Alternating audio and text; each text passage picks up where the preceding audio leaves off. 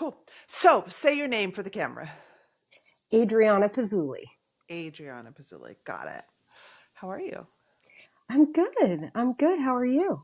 I'm good. We'll just talk for about a half hour, not too long. Okay, I great. I'm so interested to hear about your journey. What is the certification that you just finished? So I just went through a certification in New York State to become a certified addiction recovery coach. It's a 60-hour class, so it's not a multi-year commitment. But the idea is really to learn about how to sit with people as a peer while they are making the choice and then sort of moving into the behavior change of quitting drinking. Mine is specific to alcohol use. There are people who work with people who are going through opiate withdrawal, other substance withdrawal, but my real focus is on alcohol use. And although I can work with men and people of diverse age groups, my real sort of client base are professional working women. Why? I think that professional working women get into a habit, which I did, of using alcohol in more of a medicinal capacity. And alcohol can be a real slippery slope, the way it interacts with our brains, the way it helps to reduce suffering, the way it brings sort of immediate pleasure. And when you're, think of it sometimes as like in a vice of all the stresses of being a middle-aged, working person with children and professional responsibilities, family responsibilities, financial responsibilities. It's easy and it's enjoyable in the moment. And I think that a lot of people, myself included, for many, many years, have a special relationship with alcohol, where it's sort of a good friend, and it's there for you, and it'll help take your troubles away. Oh yes. So let's talk a little bit about your journey, because you're not trained. You're not. This is new for you to work in the addiction space. You're a nonprofit professional, and now you've been in city government, right?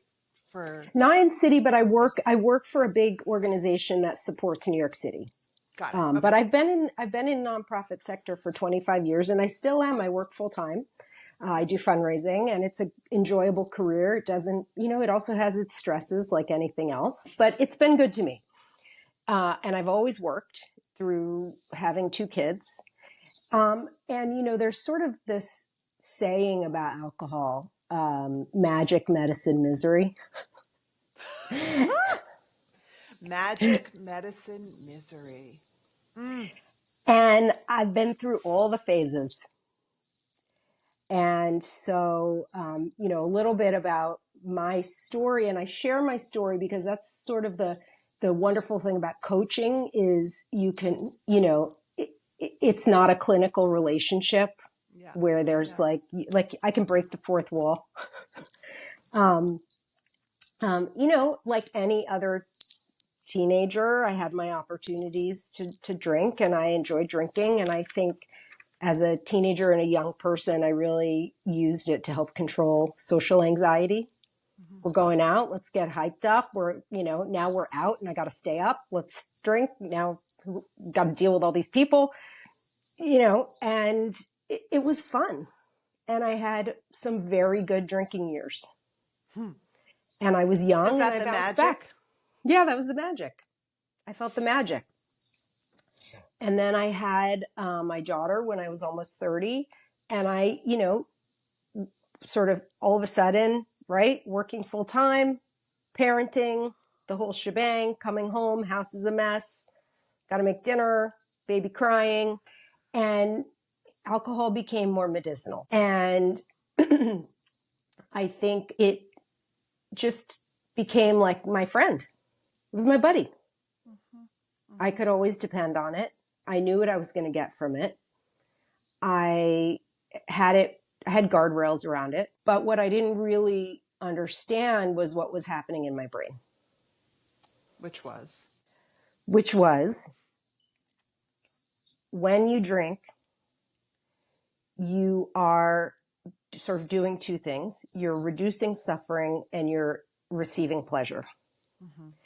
And so your brain, and sort of alcohol works in many different parts of the brain, but in this sort of initial drinking part, your brain then creates like a situational awareness around, okay, it's evening, everything at home is stressful, but if I drink a glass of wine or two glasses of wine, then I feel sort of warm and fuzzy and I can get through the night. And I'm just going to pause right here to just reflect and just throw it out. Anyone who's listening, like, how many of you can summon that feeling?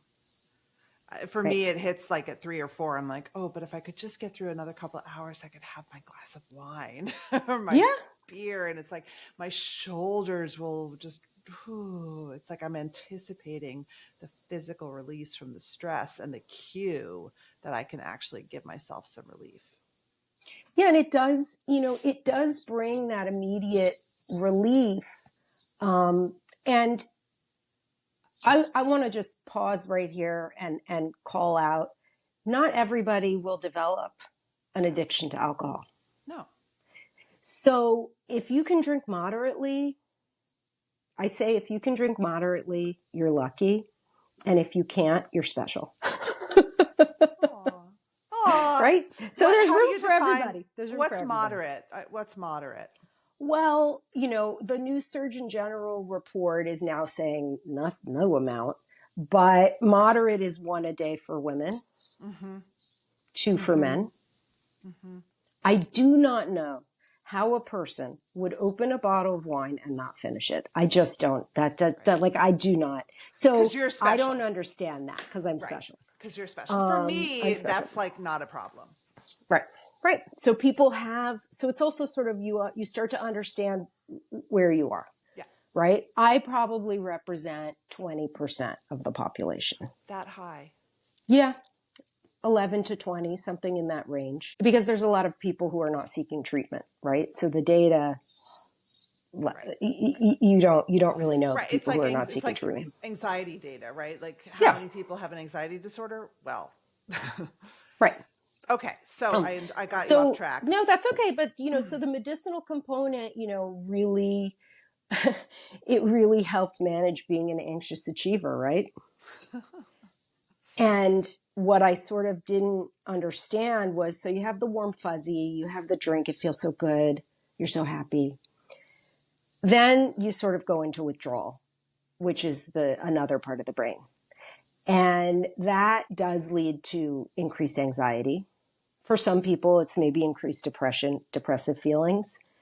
And it activates the stress circuits. So you get a little angsty. And when, though? So you're saying withdrawal. When I hear withdrawal, I'm thinking like people in the movies in a locked room. Like, what is this could be withdrawal?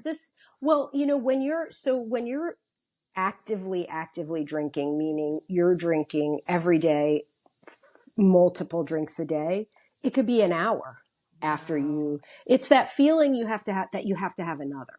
So it depends, right? It's the itch. I had one, now I have to have another. And what happened with me is and I'll call this the misery, is the pleasure window got really small. Yeah. So the amount of pleasure that I was receiving, so I would have the same thing. 4 o'clock, 3 o'clock. Oh, I'm so excited. I never drank before 5. I'm so excited. 5 o'clock. Drink. Maybe 15 minutes of pleasure. And then itch. Wow. Can I have another? Is it going to be weird if I have another? My husband doesn't really drink, so now I'm committed to the bottle. And it's a whole process, and it really is about anxiety. And so the pleasure window of just enjoying the drink gets smaller for some people.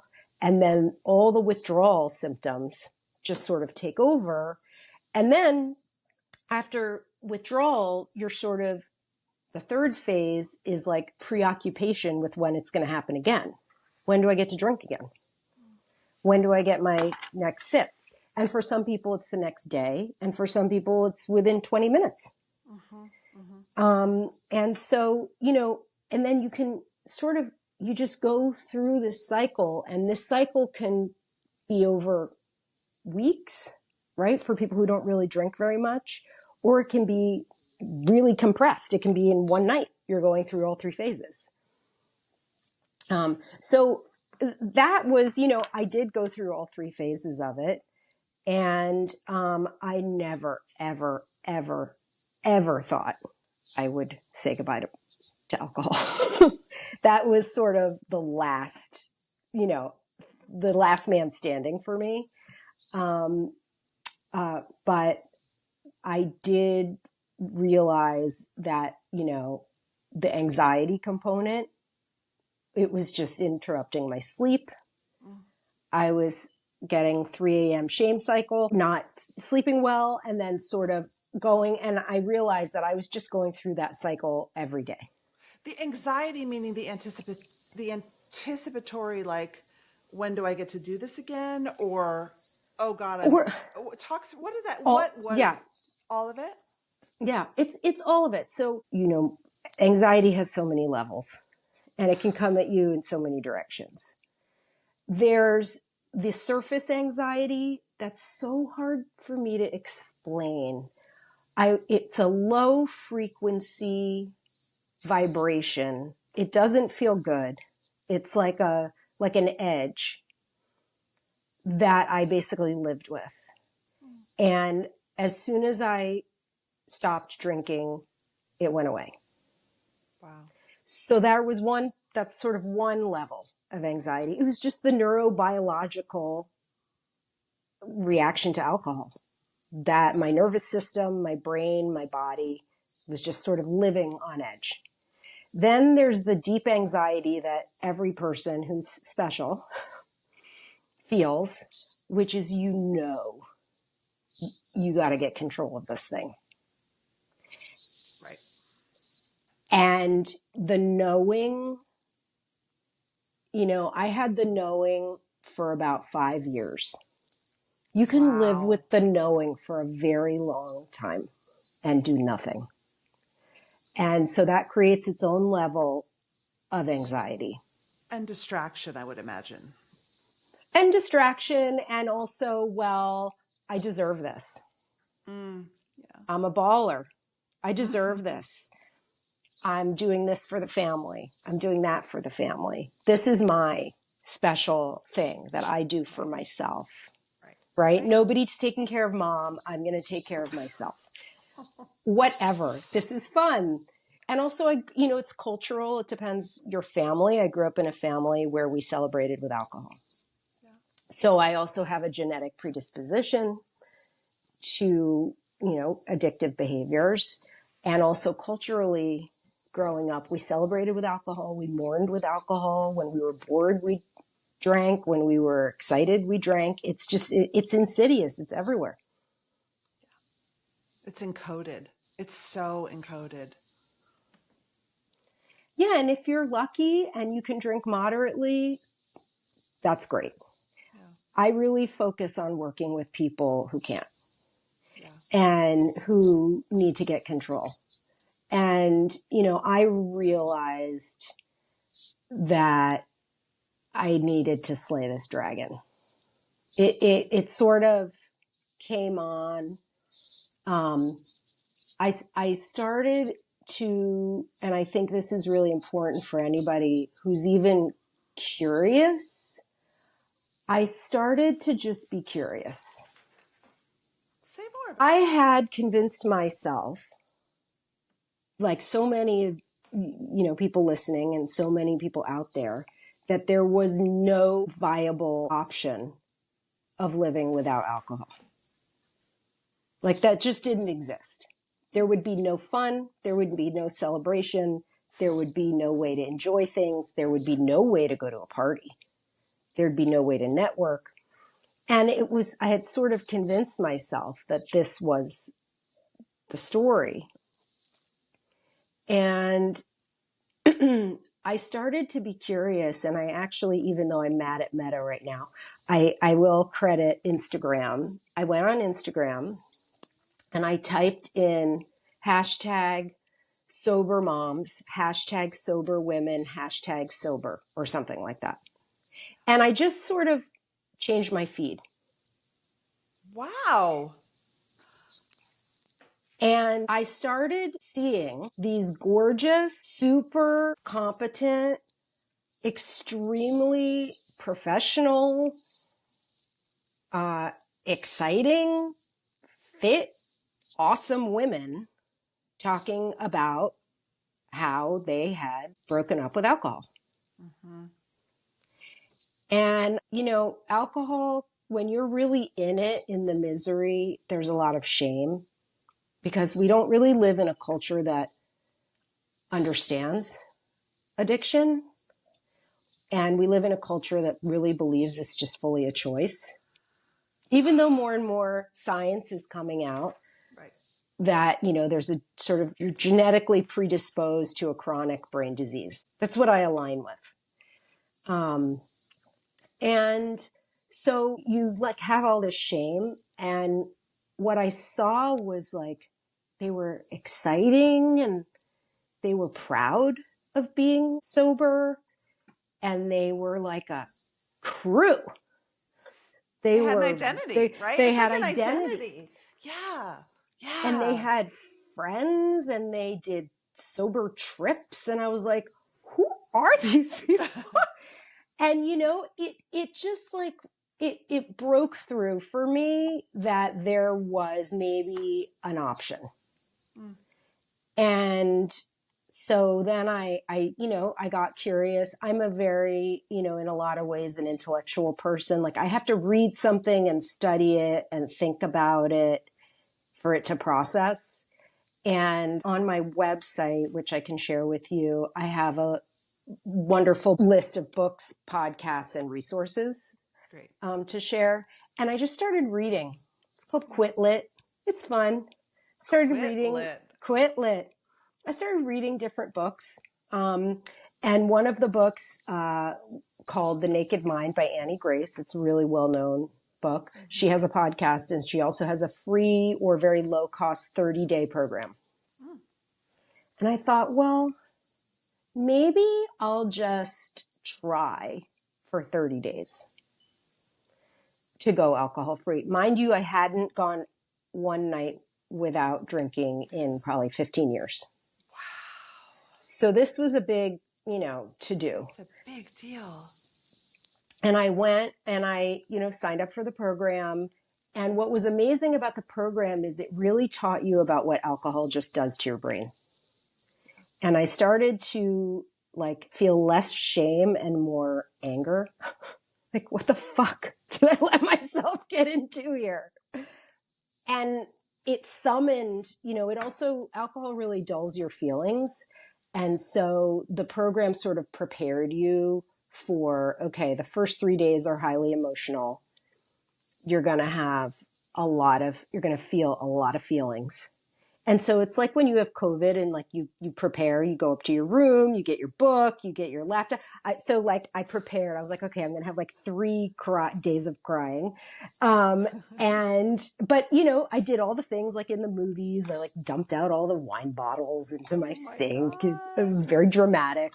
And I prepared and I told, one of the important things too, if you're really looking to break up with alcohol, just tell one person. Yep. And it doesn't need to be your spouse. It can be. Just tell one person, I'm trying to do this thing. I'll let you know how it goes. And just so it's sort of out there. And then I had, a rough 3 days and I actually, did more research and found that I probably needed to medicate my anxiety during this. So I joined, and that is also on my resource page on the website. I did an outpatient program with an online company that helps people who are wanting to move through substance use disorder using medication and therapy. So I went on medication for anxiety for about 3 months. Had you never But been, you weren't on no, anxiety meds before? You used no, alcohol as your because anxiety yeah, med. it's self-medication. Yeah. Yeah. And I went on and I really just did that as a bridge for me. I did that as a bridge, but so I started, so, those first 30 days, I had a lot of support. I had a 30-day program with a cohort of others going through it with an app and messaging and a group. Every day I had a inspirational learning sort of video to start the day off with as part of the program. I had a therapist. I had a psychiatrist prescribing, medication. What'd you And I take? I'm had just curious. I took, what is the name? It's actually off label for anxiety. Hydroxyzine. Interesting. Yes. So there's a lot in the good or bad, there's a lot in the recovery space. And we can talk about this also, there's FDA approved, and then there's sort of off label uses of different medications. Hydroxyzine, I think it's like an antihistamine or something, but it's known to help with sleep and anxiety in a non habit forming way. Interesting. So, and my point here is to just share that, I pulled together a team. Yeah. And I pulled together resources. Resources. And I think it's really for people who are looking to stop drinking, who believe that they have a dependency or addiction to alcohol. Prepare, plan. This is what I do as a coach. I help people prepare and plan. It's a big change, and you go through a lot, and it takes a while. You immediately, after 3 days, I was sleeping like a baby. So that was the first good thing. And I think part of the process is that you're leaving behind the known, which is, what alcohol gives to you, Yep. but you're stepping into the unknown and you don't really know what you're going to gain. And so you have to it's a leap of faith. And that's what having this Instagram feed and the podcasts and the books, I just surrounded myself with people who were living a sober life. Now, I will say not everybody has to be completely abstinent. There are people who can reframe their relationship with alcohol, but I was not one of them. So it's all or nothing. And, after 3 days, I started to sleep better. I started to sort of emerge from the haze, and I filled my fridge up with all different sorts of options, which is another part of planning. I remember at camp you had was it Diet Sprite? I had my Diet Zero ginger ale, Diet and Zero if ginger ale, anybody that's right. touches it, they're done. But yeah, what? And there's sort of the first phase is the physical, you're sort of moving through the physical withdrawal. And then there's the cultural healing. And I actually think when you talk about being in recovery, it's the cultural component. And what I mean by that is going to your first wedding, going to your first girls' night, networking events, Business travel for handling me. alcohol, business travel, flying, staying in hotels, going to hotel bars, all the things. That's what really, for me, the recovery component is you have to relearn and rebuild all those parts of your life. And friendships too. Some don't survive. and that's been rough. And the ones that do are, you're so much more grateful for those people. And it is a life changing experience. And it's something I think, you think about every day, you're grateful for it. I'm now 3.5 years, so it's not that long, but it's long enough that I've been to several cycles of life. And, I've gained so much from it. I try not to beat myself up. I was genetically and culturally predisposed to use alcohol. I grew up in a house where, that's what we did. And at least I'm breaking the cycle for my own kids.